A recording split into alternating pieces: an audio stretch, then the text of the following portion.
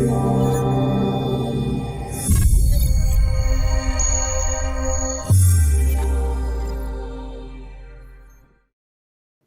and welcome to another edition of Nucleus Wealth Investment Insights. Today we're having a look at inflation. So just a quick reminder, nothing you hear today is personal advice. It's all general. If you do want personal advice, you can book a meeting with us either online or give us a call and book in to speak to a planner or get some help elsewhere. So I think the main thing we wanted to talk about in terms of inflation was this idea that we've had this boom in inflation. Now inflation, we're coming pretty sharply down the other side of that. And the question is whether the pendulum's going to swing too far in the opposite direction. And then we've obviously seen some numbers come through from Australia in the past week, and they were a few concerning signs there. So we wanted to dig a little bit deeper into that. And so on the podcast this week, we've got myself. We also have David Llewellyn-Smith, our chief strategist for the fund. Hi, David. How you going? Damien, good to see you. You too. So the question I have is, so we'll jump straight into the slide deck. So the idea is, but we wanted to look at this idea is inflation crashing, and we wanted to sort of approach it from a few different directions. One is sort of the global inflation part, and then sort of moving on to the Australian inflation, and then what are the outlook and the risks, and what does that mean for investment? So, Dave, we'll start with you, I guess, on some of the global thoughts. Sure. So if you want to flip over to your first chart there, Damo. Yep. We've got a beautiful chart of effectively global core inflation from Goldman Sachs, and as of December, those who can see the chart will notice that global core inflation is well and truly back within central bank ranges, 2 to 3%, in fact between 1 and 2% on kind of month or quarterly annualized numbers. So we've really had this pretty quick pandemic surge and an even faster dump in inflation, which will does raise one question that I'll address later in the presentation, which is, was it always temporary? And was all this just the supply side effects of the pandemic or not? But certainly, whether or not that's the case, core inflation just about everywhere has collapsed back into ranges, and so you are starting to see lots of discussion about monetary easing as a result. Yep, and let me just give a quick update on people for what core inflation. So core inflation typically is the inflation that excludes food and energy prices because they're both quite volatile. Having said that, so we've got a chart up here just sort of showing that core inflation was sort of between 1 and 2% for the decade prior to 2020. Had a bit of a fall into deflation as the pandemic hit, and then took off, sort of hitting 6 or 7% on a global basis before falling back down to sort of 2%-ish now. And I guess the issue is, so food and energy, because they are so volatile, that's why they get excluded, and also that interest rates aren't really going to affect it. So if you have a bad weather and food prices spike, well, raising interest rates isn't going to bring them down. And so the idea, but the only thing I guess I'd put over the top of that is they actually made this worse. So both food and energy prices, as inflation was rising, they spiked as well. So if you look at this sort of X those, the rise was even higher, and they're crashing even further. So so it makes things worse on both directions. Yes. So to cut that into sort of broad categories, global goods inflation is very disinflationary. In some jurisdictions is in fact deflationary, where prices are falling. Services are proving to be a little more sticky, but are pretty clearly on a glide path lower now, and that varies a lot from country to country, but as a general statement, it's roughly true. And energy, which got a lift out of the into the pandemic, and then an absolute ripping tear following the Ukraine war, has completely collapsed. So oil's back, in the mid 70s on WTI, pushing down towards the break-even levels for US shale. Not there yet, but kind of creeping down that way, which is suggesting, pressure at the margins on supply because there's just so much oil. Well, and at the same time, you've had OPEC cutting production. That's right. They've cut 3 million barrels in the last year, and it's made zero difference. So, yeah. Well, it probably has made a difference, but it's the difference between yes, the price. Yeah, well, oil's not $20. Yeah, that's right. Yeah. Oil's been a good story. We'll come back to whether that's going to remain the case when we look at the Middle East a bit later. Gas is a phenomenal story for everybody. That's literally has collapsed back to pre-pandemic prices. It's great for everyone except Australia, of course, which has its gas cartel. We're still paying through the nose, even if it's less bleeding than it was. And coal is well and truly in retreat too. That's thermal coal. So, how high did we get? Was it $400 for thermal coal? I can't remember. Anyway, we're down now to sort of 110, 115, which is still quite high for coal traditionally. And I expect that to keep falling back to $80 or so, but definitely on the way down, and likely to keep falling within seasonal patterns. So energy has turned, for the last 12 months, and especially the last 3 to 6, has turned into a very deflationary story. And that's complementing goods, and services are sort of, steadily coming down. So global inflation very much on track. Anything you want to add to that, Damo, before we... Yeah, well, on the good side. So we spoke a little bit about the deflation, but particularly sort of coming out of China, we've seen very weak growth in China, and we're seeing deflation. So China, of all the countries, is the one that never really had an inflation problem at all, and now they've got a deflation problem in that prices are sort of going backwards by 2 or 3% per annum.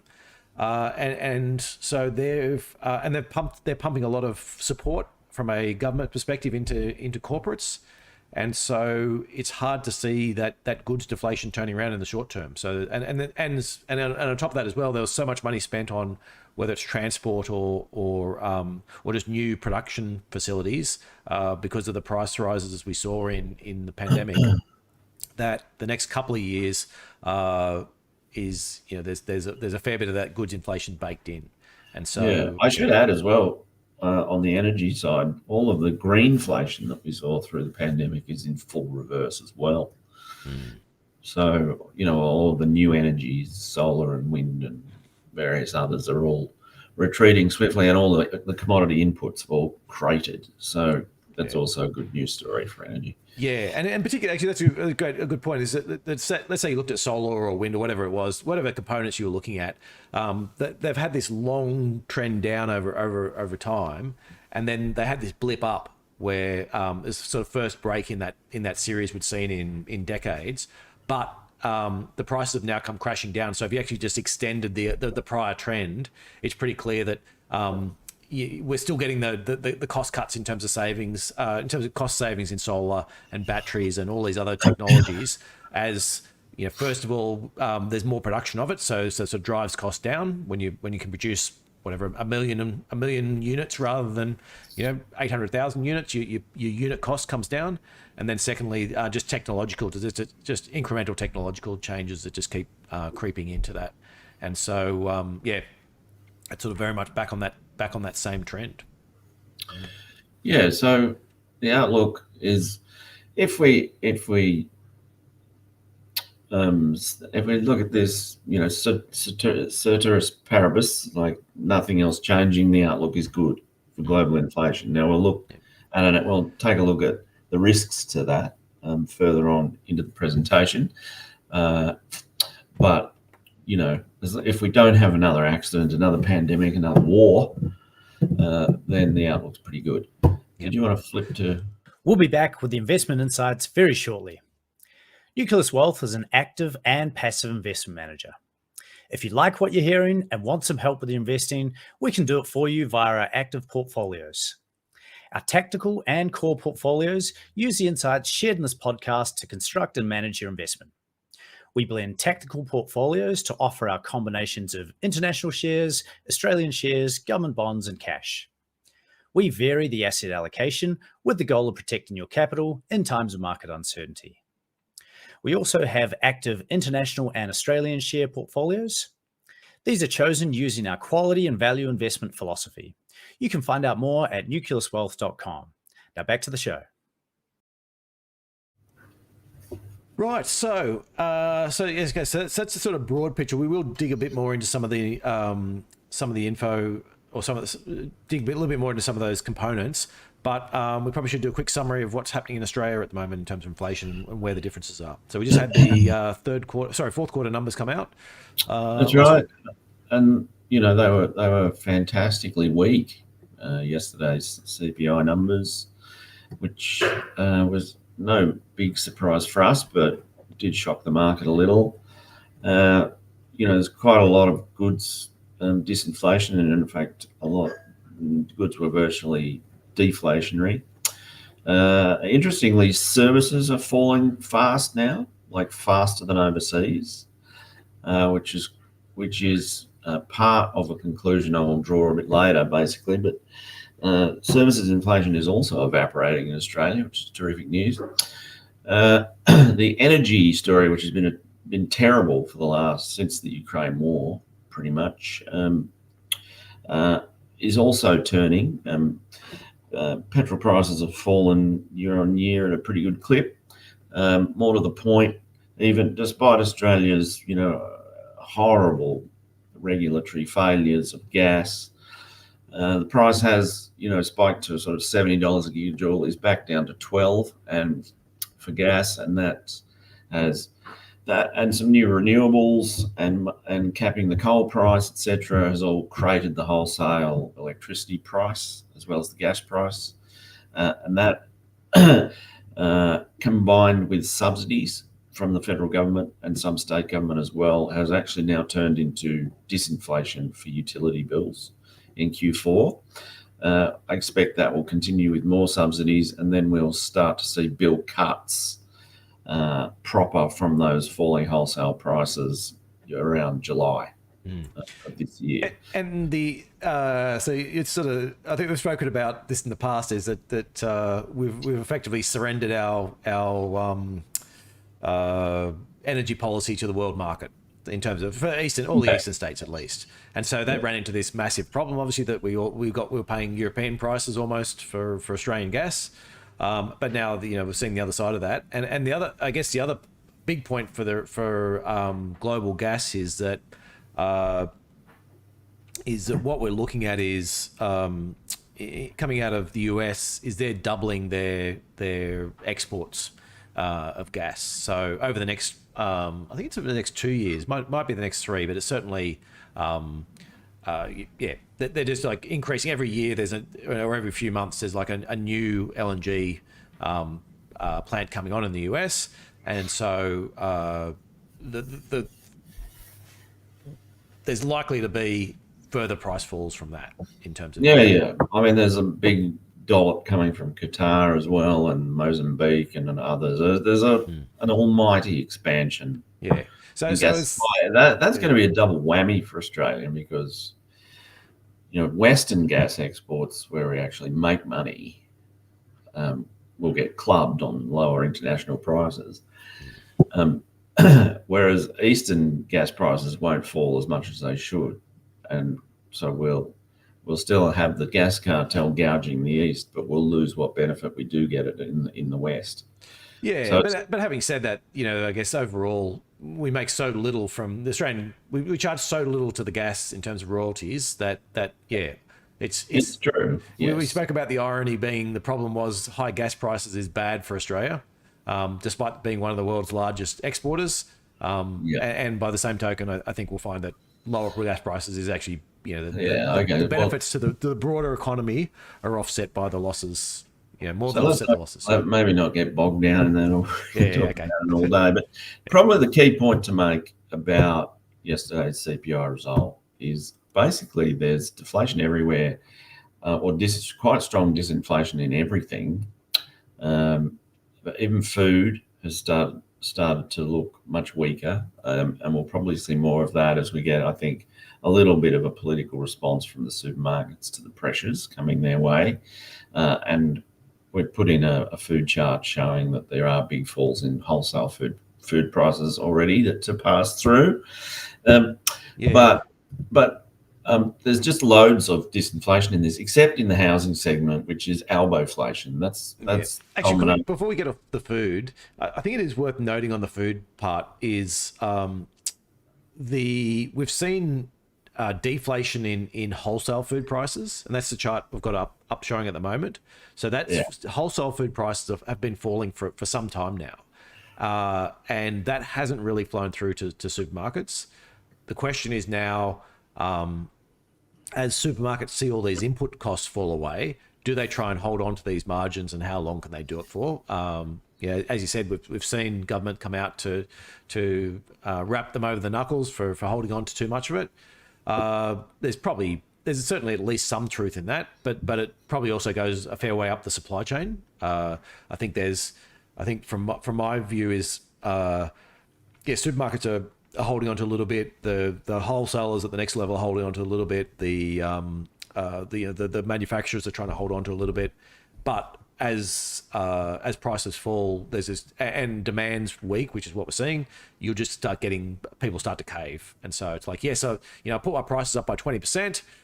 Because I had my input costs rise. Now my input costs have fallen back to normal, and I'm going to try and hold on to that 20% as long as I can. But then one of my competitors who's losing market share or whatever it is starts dropping prices, and I have to drop prices, and you sort of end up in that spiral. So Australia's got lots of oligopolies, so it's much harder for that to happen in Australia. But I do think we will see that. Having said that, it's been some time, without seeing that so far. So I mean, the key area where Australia has kind of been standing out has been in this Albow inflation area, which has been the energy blunders that we've just described, plus the immigration blunders, which was to pour too many people in and spike rents, as well as building costs. And we can still see that's on this release, roughly a third of it is still Albowflation in the fourth quarter, but utilities are starting to come off. So that's going to diminish. I do expect the others, however, to remain quite strong, rents and house purchases. So there is this little kernel of mismanaged economic inflation, which is going to remain, which means that Australian inflation probably will be a little higher than it was pre-pandemic, thanks largely to Albow, and you can thank him at your leisure when you get to the ballot box, if you so please. So the story basically is how fast Australian inflation is falling. Like we're coming out of the pandemic, the Australian business cycle was about 6 months behind the rest of the world because we had these lockdowns. But I put it to listeners today that we've actually decelerated very quickly in the last kind of quarter or two, and to the downside, and actually slowed more than most other developed markets. Largely, I think, because the RBA was very aggressive, and we have floating interest rate mortgages, so the pass through for interest rates is much quicker and much more powerful in the Australian economy. And even though our rates didn't go anywhere near as high, we had this fixed rate reset that was amplifying what the RBA was doing, and so we've got more debt as well. We got a lot more debt in households, and so it rather looks like Australian households crumbled into the end of the year. Especially with the last rate hike in November, which I think looks like in retrospect was a mistake, if not a few of them before that. And so, Australian disinflation is accelerating really fast to the downside. And we've gone from being the inflation standout kind of mid last year to suddenly being the disinflation leader. And we're going to see, I think, more of that if that proves to be the case that the economy is more or less stalled, because, we'll just be seeing rising unemployment, falling capacity utilization, and excess supply in things, especially anything, kind of consumer facing. And so we'll come back to what the implications of that are, but that's kind of my read on what's happening with Australian inflation right now. Can I actually talk as well, if we broke it into the different components, you sort of go, okay, on the goods inflation, okay, we've got goods deflating globally. Australia's largely, we don't produce much ourselves, so that's largely going to flow through unless we saw the Aussie dollar really tank. Then you might get a short term. But yeah, so the goods deflation sort of seems to be locked in.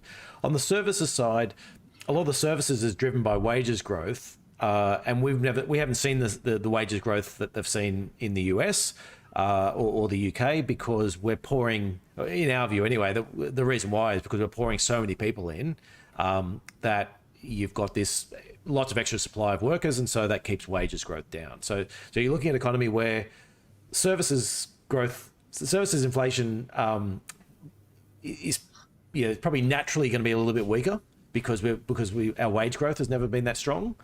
And then and the good side, and then on the flip side, you've had a bigger cycle in energy than you probably should have had. Europe had this big cycle in energy where prices went sky high, and now they crashed. The US and most other countries didn't see that same. They saw prices go up, but they didn't see the same magnitude. Australia, we saw the magnitude, and so we're coming on the downside of that. And then the final one of the housing, that's the one where we're seeing more housing inflation than what you're seeing elsewhere. And the US has started to turn negative on this, and a lot of other, Europe and the UK and other countries are quite weak. But because of the immigration, that seems to be set to be higher within Australia than what we're seeing overseas. Is that? Yeah. So we'll probably shift to the outlook at this point, the outlook and risks. So, we don't see any real change in the patterns. So, as the base case. So more goods, food, services disinflation is on the way within an environment in which you have a strong US economy, or not as strong. It should certainly slow from last year, but still stronger than elsewhere, which will keep the US dollar firm. And that is quite disinflationary for the world. China is clearly in a structural adjustment. No matter what they do, they can't get out of it. It is a true bear market going on in most of their asset markets.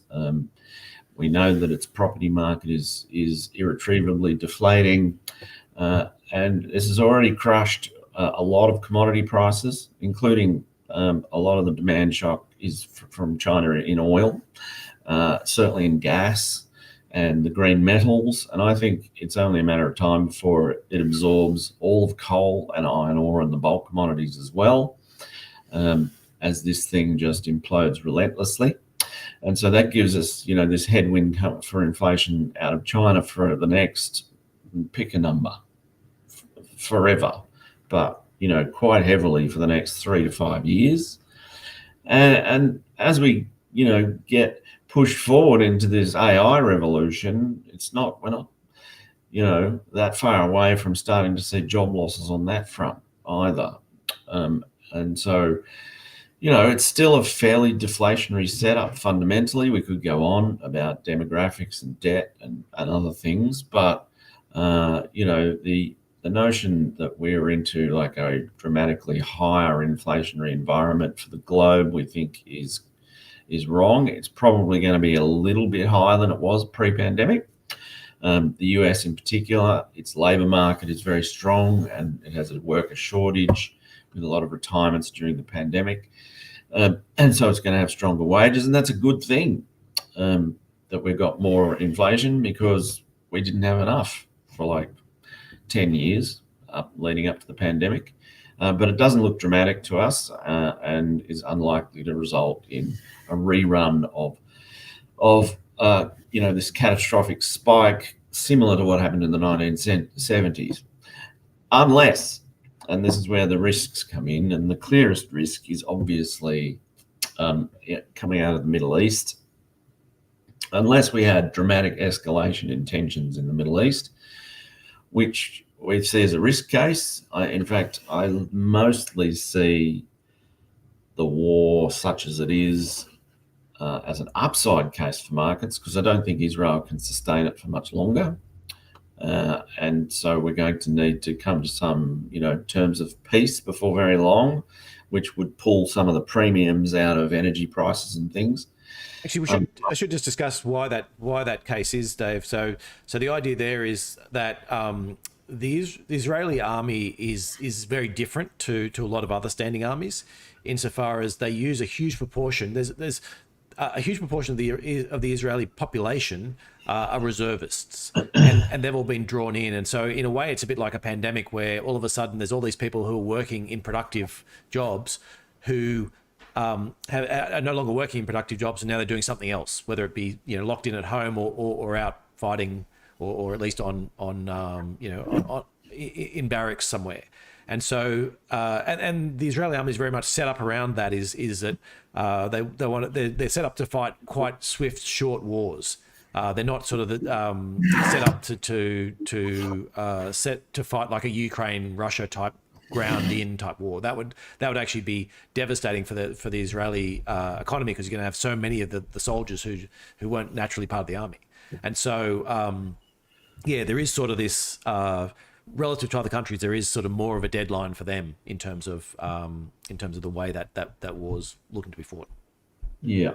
So we just need to for Netanyahu to get over himself, and then we might get some kind of settlement. So I would think that when we get there, then most of the proxy war, this spot fire stuff that's going on around the Middle East region would just go away.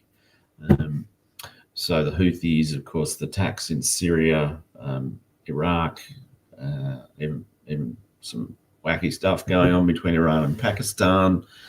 Most of that would just diminish, I think, and quietly disappear. If we get some sort of peace accords coming out of the conflict, depending on what it is, of course, would need to satisfy the interests of Iran in some manner for it to sit on these proxies that it's developed. But this is why I see this more of as I see the bigger risk is upside from the war than down. But of course, if it does go wrong, which can always happen, it can slip out of control. You get an asymmetric attack from somebody or other who kills a lot of Americans. The US overreacts, and heavens above bombs Tehran, and the Straits of Hormuz close, and then you're into all sorts of inflationary consequences and energy shock and what have you. So, not saying that can't happen. Certainly can. It's not really in anyone's interests for it to happen. And so states would generally act according to those interests.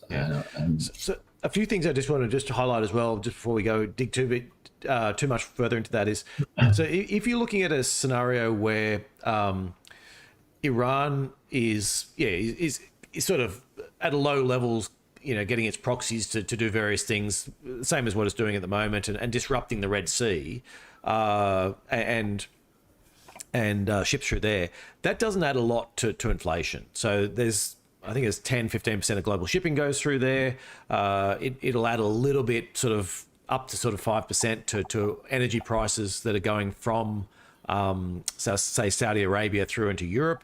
It'll add a little bit more to some of the Russian prices as well, because the Russian ships that are going the other direction, taking Russian oil to India or China, and then So it's not a huge amount, I guess, is where I'm getting to. You need to add some extra time into it, and then same for goods, effectively from China to Europe, and depending upon the price of the goods, the cheaper goods will have a bigger percentage increase, and the more expensive goods will have a smaller, because it's basically, it's how much you can fit on a ship and how long it takes. So there's another week or 2 weeks that you'll need for those ships to come through. But it's not the end of the world. It's not like I think for me, there was this, the picture of that ship getting stuck in the Suez Canal during the whole pandemic, during that whole inflation spike, was sort of, was looked upon as saying, hey, a ship got stuck for a week and stopped all this traffic, and therefore inflation went ballistic. It was like, no, that was the sprinkles on top of the icing on top of the cake. We're already going through this massive inventory issue and lack of ships and extra goods demand, and that was just the final straw, so to speak, that sort of shoved inflation that little bit higher. We're in the opposite case now, where we've got goods deflation, and we've also got this huge wave of new shipping coming on. So the problem of saying, okay, we're going to need more ships because ships are going to have to effectively spend more time in the ocean. Well, there's a wave of new ships coming on, so that's not as much of an issue. And a lot of those ships a lot of the shipbuilders were actually quite concerned. The people that had bought the ships were quite concerned, going, we ordered all these ships when 3 years ago when shipping rates were high. They've all tanked now.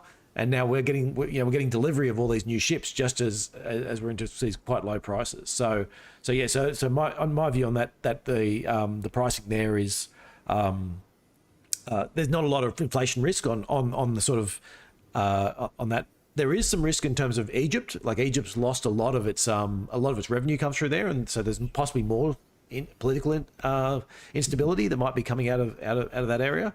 But on its own, there's not a huge inflation risk. As Dave said, though, the risks come if Iran gets involved in the conflict and starts to cut off oil, and particularly Saudi Arabian oil coming out of the Middle East. That would then cause some inflationary problems. Yeah, but, that would be immense shock. So yeah, I think I read Goldman suggested, I think as things stand, it adds like 0.1 to inflation in the US.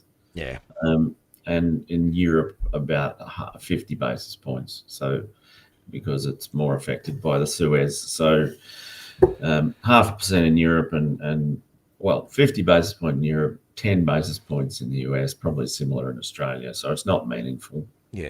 And it might be as well that this is the 50 basis points it adds is actually more that the deflation isn't as bad as what it might have otherwise been. Yeah, that's right. Yeah. So it's rather than having than Europe printing a minus 1%, they might and the other point is, as long as central banks are satisfied that their core inflation is coming down, then they'll look through that stuff anyway. That's why they have the core inflation measure to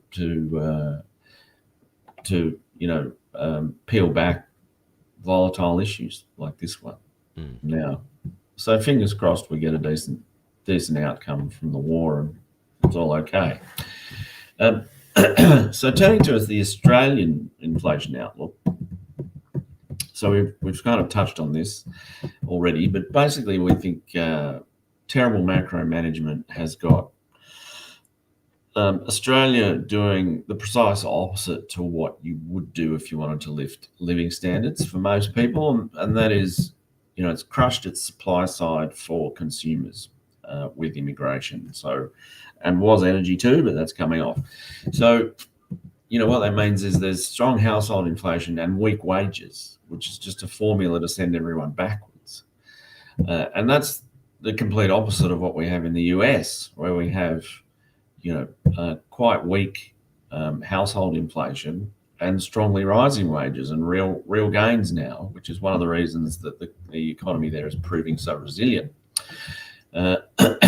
So the US and Australian household sectors, which comprise 70% of the respective economies, are going in completely opposite directions. The Australian one is being bashed to death, and the US, supposedly the home of freewheeling capitalism and wage crushing corporations, is actually going gangbusters for workers.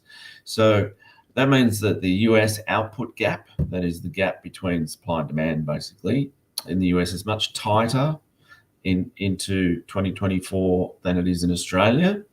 And that's going to continue. The Australian output gap, or capacity utilisation, is going to continue to loosen in Australia as we see immigration lift unemployment, which is going to weigh on consumption further. Excuse me. And I really think we're seeing a very hard, sharp leading edge of this in all of the Q4 data from last year. So we had a shocking Christmas retail sales number, even allowing for Black Friday pull forward and stuff. It was still terrible. We had a NAB survey showing immense deflation in retail and all sorts of loosening in different sectors, especially around households. We had a terrible jobs report for December, which showed, shocked the market, showed like 70,000 jobs disappearing, jobs growth. We didn't see a big rise in unemployment only because a lot of people dropped out of looking for work. But, in all of the private surveys that we watch very closely and are very good, arguably better than the ABS data on the jobs market, are showing, very swift rises in the number of job applicants per position. And so, unemployment is going to rise and rise meaningfully immediately ahead. We had a terrible CPI for December, or a great CPI for December, heavily reduced. And then on the back of all that, if you accept that you've got a consumer that's gasping for air moving into the end of last year, then the consequence of that, and this is really 1 + 1 = 2, this always happens, you're going to see business investment drop coming into 2024. And so, you really start to slow the economy. Now, I'm not saying we're going to go into recession in Australia because population growth is so strong, still running at probably 2.5%. I mean, they're trying to tell us it's slowing, but it's not slowing that much. And so that gives you kind of 2.5% headline GDP before you even start. So it would have to be a stonking recession for it to register in the headline number, but which it probably won't. May get a negative quarter, but hard to see 2 in a row. But what we are going to see is terrible per capita growth. We've already been in a per capita recession for 18 months, leading to a much looser economy, and everything around households is going to lead this. So the upshot is, although Canberra's going to disguise it, in effect, Australia's going to have a hard landing. Which for the vast majority of Australians. And so, I see inflation here absolutely evaporating on the basis of that. Whereas, places like the US, you have this resilient consumption and investment that will mean that rates will probably, although they'll come down meaningfully, will probably not come down as much. And so that's probably a good jumping off point to look at investment implications of... You might just go to a quick sales message. Yep. We'll be back again shortly. If you like what you're hearing but want a low-cost passive option, Nucleus Wealth is the first to offer passive direct indexing in Australia. The first generation of passive investing was index funds. The next gen was ETFs. Now, direct indexing is here with significantly more customization and control. The benefit of direct indexing is you can add or subtract investment themes, and we have almost 100 different options to choose from. For example, you could buy an international share direct index portfolio that excludes fossil fuels and arms manufacturers and has a tilt towards cybersecurity and cloud computing. Alternatively, you could buy a portfolio with no screens and an extra exposure to nuclear power and defense contractors. You can find out more at nucleuswealth.com. Now back to the show. Back to investment implications, Dave. Yeah, so because I see the RBA cutting harder, I see the RBA doing a hard pivot over the next quarter and cutting in Q2. I don't think anybody's got that forecast out there yet. Most people are looking at Q3, but I do think the economy is in a bit of trouble. So And I just don't think inflation is going to be the issue. It'll be growth instead. And so I see a hard RBA pivot and deeper cuts than anyone expects for Australia. So that's obviously a ripe environment for bonds. It's not going to be a healthy environment for the Australian dollar. I thought, I've had a forecast of around 70 cents before the year is out, based on US easing largely and a falling US dollar. But I think that narrative is obsolete now. The US is holding up better than I thought. It does look like it's entering what is a new credit cycle as well. I do think it's going to slow, yes, but not as much as Australia. I think Australia is going to slow harder and faster and cut more. So, and then on top of that, you have this relentless Chinese bear market in everything China, which is going to eat everything China progressively over time. And so I expect that to get worse, not better, for Australia and its terms and trade as sort of steel inputs come into it. Might be by mid-year, might be next year. I don't know, but it's coming. And I think from that perspective, it's worth noting on the China is that a lot of commodities exposed to China have already come down significantly. Yes. So copper, lithium, all these ones that come through, and Australia's a big producer in a lot of these. But when you look at let's take lithium, for example. Australia is the largest producer in the world, but lithium compared to the amount of coal or the amount of iron ore that Australia exports is a drop in the bucket. And so while I guess a lot of the minor minerals and a lot of the peripheral ones have all come down, and so Australia's making less money from that, really what matters to the Australian government in terms of revenue is coal and iron ore. And coal prices are still, while they've come down from the $400, they're still double what they typically are. They are. And coking coal is still like $3.40. It's still very high. Yeah. So, these prices have priced none of the Chinese downside risk. In fact, they are bubble prices in the circumstances. Quite right. So that's when we're referencing back to the Australian dollar and the $70 forecast. I abandoned that this morning. I'm just seeing range trading now from 65, 67, 68, but the risks are down to the downside. I think now, once the RBA is forced to pivot, then the Aussie dollar, I can see a scenario, maybe not the base case yet, but not that far away, where the RBA cuts before the Fed, and that would the AUD would just fall out of bed if that happens. So the risks of the AUD, I think, are now to the downside. We've got a fantastically useless bubble going in the ASX on the prospect of this easing, where you've got Commonwealth Bank trading on 21 times forward earnings, which is the same as Google, and so is Commonwealth Bank part of the Mag 7 now? Like it's just. Or it's the Mag 8 when we include CBA. It makes no sense whatsoever. Okay, the banks are strong in legacy terms and things, but their yields have collapsed. And, if the RBA is forced to cut as much as I think, then they're going to see margin pressure. So I wouldn't be touching that bank bubble. And obviously with the China headwinds, I wouldn't be looking at the Aussie miners either, which are almost equally inflated versus the global peers because iron ore's been so strong. But I just think that's a complete head fake. So I wouldn't be touching this inflated ASX. If you're looking at going for stocks, I'd be going offshore and playing the AUD or even shorting the ASX here. And I think because the RBA is forced to cut into this consumer recession, that's what it is. If not a headline one, then I think property, which has been stalling for the last kind of 6 months, probably takes off again.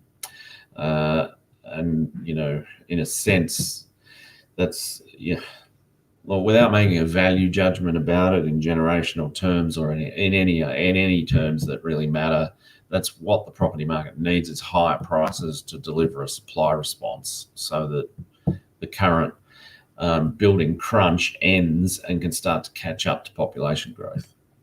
And so we'll probably see something along those lines happen when the RBA starts to cut and cuts deeper than most people think. And so there you have it. Australian inflation is fixed. Now I should say the Albow inflation component, by the way, I expect to continue to be strong. So I'm not saying, and inflation probably will be higher than it was pre-pandemic, but we have a 2 to 3% target versus 2 in most jurisdictions, so we can have slightly stronger inflation, and the RBA can still cut. So I can see the RBA cutting to 2% within 18 months, 2 years. Now, just quick question for anyone out there. Question of the week: will the inflation pendulum swing too far? Be interested to see your chance to have some thoughts in the comments. We do have a question in from Ben. Just a quick reminder for anyone as well. Anyone listening in who wants to drop in a question, just drop it in the chat box below. Ben is asking. He's saying last week we were talking about the outflows from China, and where do we see those outflows going, and what effect will they have on Australia? So this is talking investment outflows, I'm pretty sure we're talking about in terms of... The outflows are, thankfully, a lot of it is more institutional capital. In this round, like when we saw this in the sort of 2015-16 practice run, a lot of it was private savings, and that's when we saw the flood of that money into Australian property. Now that has started again, but it's nowhere near as heated as it was back then because China has closed its capital account for anyone who's not filthy rich. And so I don't think we'll see that kind of flow of Chinese money into the real estate, although it is certainly back, but not like it was back in those days. And so it's probably more a marginal increase factor than it was then, which was more of a driver. Where else would it go? Well, hilariously, it's going into the US stock market as well as, Chinese punters rather sensibly bet on a US-led future.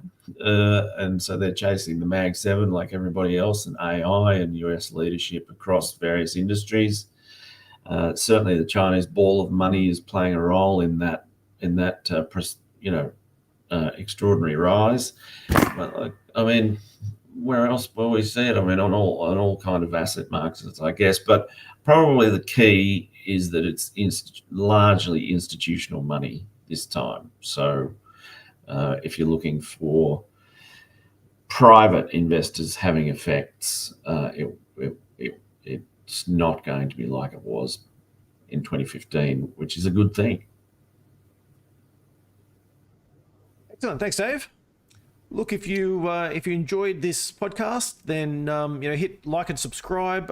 You can follow us on YouTube live every week at 12:30 on Thursdays, Sydney or Melbourne time.